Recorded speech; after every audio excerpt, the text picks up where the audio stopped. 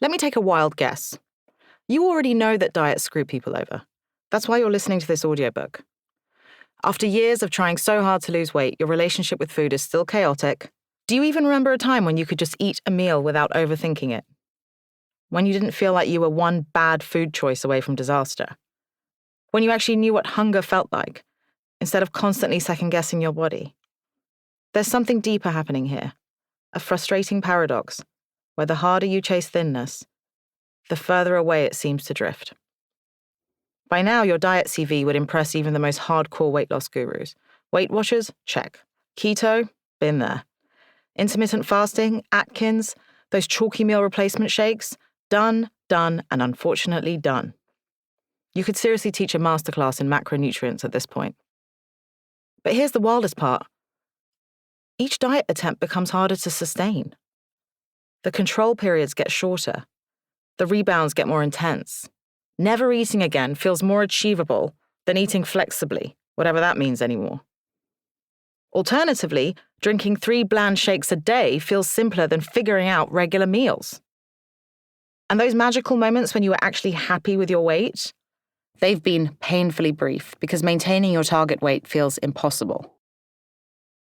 I'm here to tell you that you are not possessed, stupid, or uniquely incapable of eating like a normal person.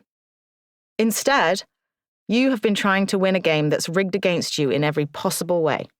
And the longer it goes on, the more you convince yourself you can crack it if you only try harder, or if you just want thinness enough. But here's what nobody wants to admit. Diet culture doesn't just fail to help you lose weight and keep off weight permanently. It actively damages your relationship with food, your body, and your sense of personal power in ways that make weight management progressively more difficult. And you're not alone. I, like you and millions of others, have also been brainwashed, gaslit, into thinking that without a diet to follow, I will sabotage myself and spiral into inevitable chaos and end up bigger than I was when I began my latest diet. I turned that belief into a self-fulfilling prophecy without even realizing it, until it was easier to eat nothing at all than to eat everything in moderation. I hate that saying, and I imagine you do too. The fact is, what you've been experiencing isn't happening in a vacuum. We are living in unprecedented times.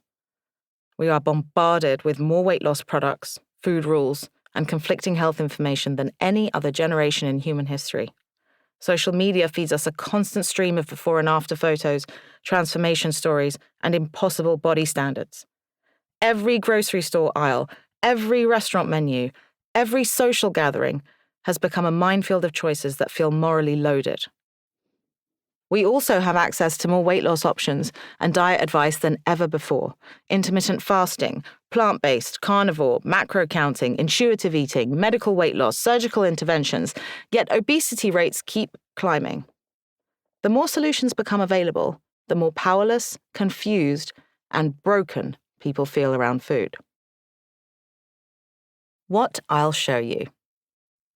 In part 1 of this audiobook, I'm going to detail your likely current behaviors, the ones you're blaming yourself for right now, and walk you through what is actually happening to your mind and body as a result of dieting, and how it's left you feeling powerless.